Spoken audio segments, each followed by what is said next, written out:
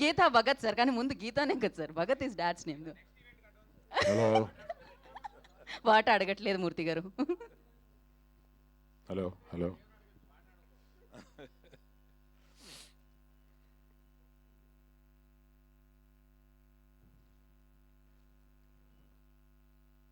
చాలా సినిమాలు తీస్తున్నాం. చాలా సినిమాల్లో చాలా డబ్బులు వస్తూ ఉంటాయి.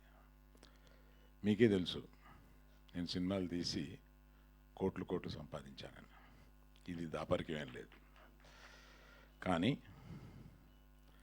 ఈ సినిమా ద్వారా నేను సంపాదించేది డబ్బు కాకుండా వేరే ఉంది.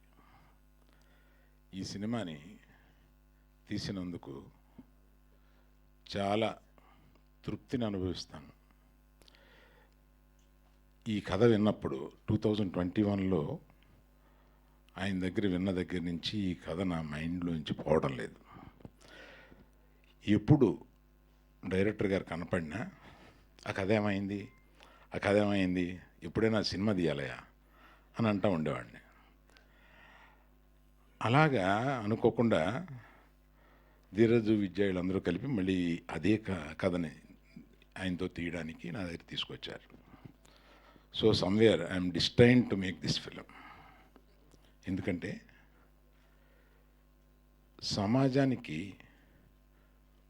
కొన్ని చెప్పాలి, మనం అనుకొని చెప్పాలి. మనం బోల్డ్గా మనకు కొన్ని నిజాలు తెలిసినా కూడా మనం మాట్లాడుకోలేని మనం ఈ సినిమా మాధ్యమం ద్వారా చెప్పాలి. అటువంటి కోరిక కలుగుద్దన్నమాట ఈ సినిమా కథ విన్నప్పుడు.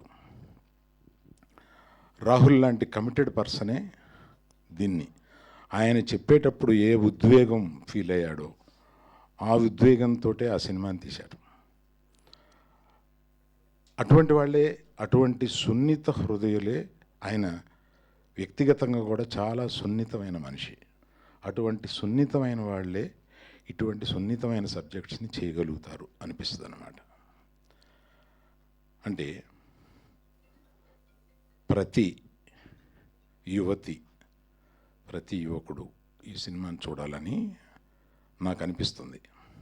ఇది ఎన్ని జోక్స్ ఉన్నాయి, ఎన్ని పాటలు ఉన్నాయి, ఎంత ఎంటర్టైన్మెంట్ ఉంది, అలా చూడడానికి లేదు ఈ సినిమాని. అవన్నీ జోడిస్తే ఈ సినిమా రాదు. అలా చూడకుండా మన అక్క, మన చెల్లి, మన పిన్ని, ఇలాగా ఇంట్లో ఉన్నవాళ్ళు, ఆడవాళ్ళు, వాళ్ళ మనసుల్లో ఏముంటాయి, ఏ కోరికలు ఉంటాయి అంటే ఈ సినిమాని గర్ల్ ఫ్రెండ్ కాకుండా ఇంకో టైటిల్ ఏదైనా చెప్పమనంటే నీ జీవితం అంతా నేనే అని మగవాడు అనుకున్నా, ఆడది అనుకున్నా, నీ జీవితం అంతా నేనే అనేది వాళ్ళ మనసుల్లో ఏముంటుంది, వాళ్ళ మనసుల్లో ఎలా ఉంటుంది అనేది అతి సున్నితంగా చెప్పిన ఈ సినిమా అతి ఘాటుగా లాస్ట్కి వచ్చి లెగిసేటప్పుడు ఎంతమంది పర్సంటేజో చెప్పలేను, కానీ కొంతమంది ఈ సినిమా చూసి రాత్రి నిద్రపోరు. అంటే ఇట్ విల్ చేజ్ దెమ్. ప్రతి ఇంట్లోనూ ఒక జీవితంలోకి ఇది రిఫ్లెక్ట్ అవుతూ ఉంటుంది. ప్రతి అమ్మాయి తనకు జరిగినా జరగకపోయినా తన స్నేహితురాలకి జరిగి ఉంటుంది. అలా రిఫ్లెక్ట్ అయ్యి ప్రతి వాళ్ళు కనెక్ట్ అవ్వడానికి ఇది పర్టికులర్గా. నేను ఆ సినిమా సాఫీగా వెళుతూ ఉంటుంది. వచ్చేటప్పటికి లాస్ట్ హాఫ్ అన్ అవర్ అమ్మ అని అనిపించి మీరందరూ ఈ సినిమాలో చెప్పిన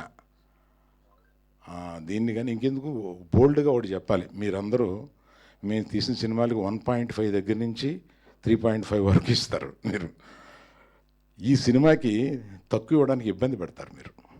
అది ఎంత గొప్పగా ఆడనివ్వకపోయినా. సో ఈ సినిమా అటువంటి తృప్తికరమైన సినిమా. ఎంత డబ్బు అని కాకుండా ఇటువంటి సినిమా తీయగలిగాము అన్న ఒక సాటిస్ఫాక్షన్ ఉంటుంది. Rashmika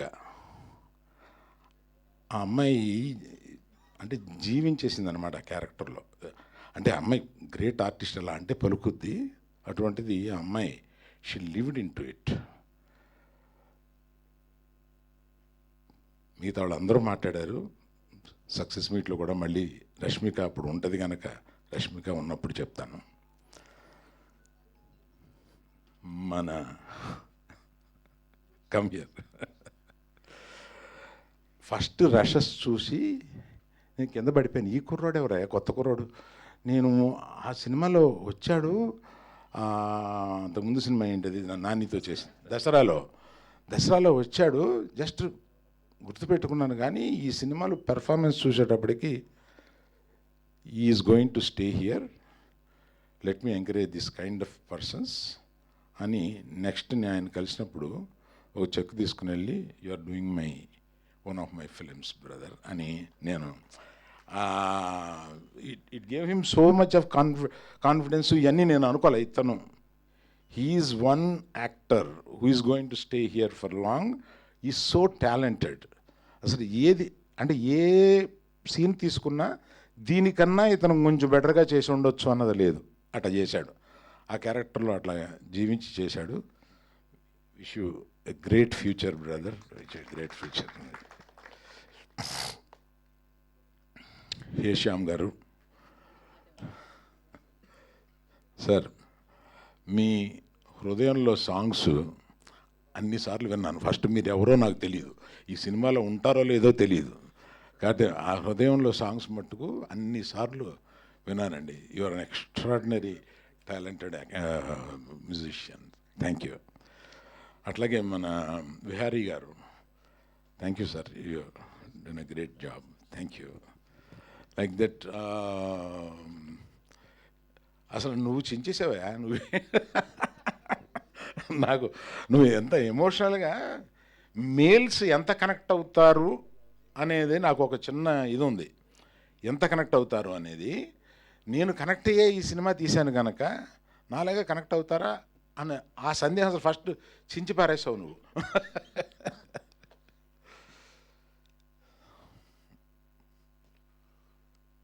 so rest of all the technicians and all the particularly the media team who have worked for this film, and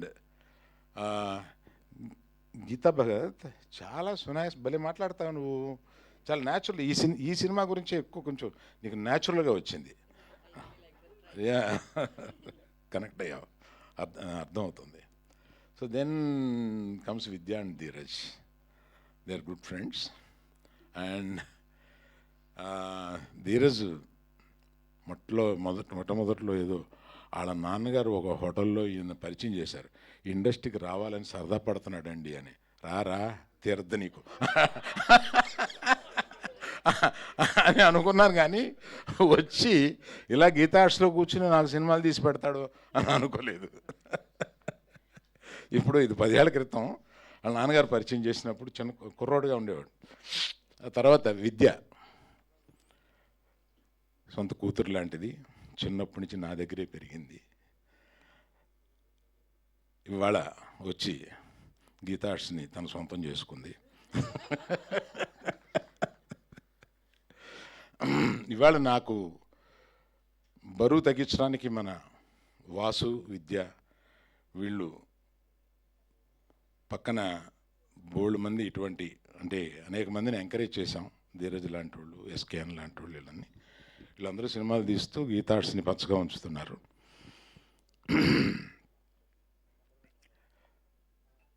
అందుకని ప్రత్యేకంగా నేను మీడియా ఎలాగో సినిమా చూస్తారు కనుక నా రిక్వెస్ట్ మీడియాకి ఏంటంటే, ప్రతిసారి మిమ్మల్ని ప్రమోట్ చేయమన్నప్పుడు మా మనసులో సక్సెస్ అయితే వచ్చే పేరు డబ్బులే గుర్తుంటాయి. ఈ సినిమాని బాధ్యతగా మీరు ఫీల్ అయి చేస్తారని నమ్ముతున్నాను. Thank you. Thank you sir, thank you so much. డెఫినెట్గా మంచి సినిమాల్ని మీరు మా అందరికీ అందిస్తున్నారు. మంచి సినిమాల్ని సక్సెస్ చేసే బాధ్యత మీడియా వారికి, ప్రేక్షకులకు కూడా ఉంటుంది. November 7th the girl friend మనందరి ముందుకి రాబోతుంది, యాజ్ అరవింద్ గారు మెన్షన్. సో 1 నుంచి మొదలుపెట్టి 5 వరకు వెళ్తుంది మీ రేటింగ్. కానీ ఇది చాలా బాధ్యత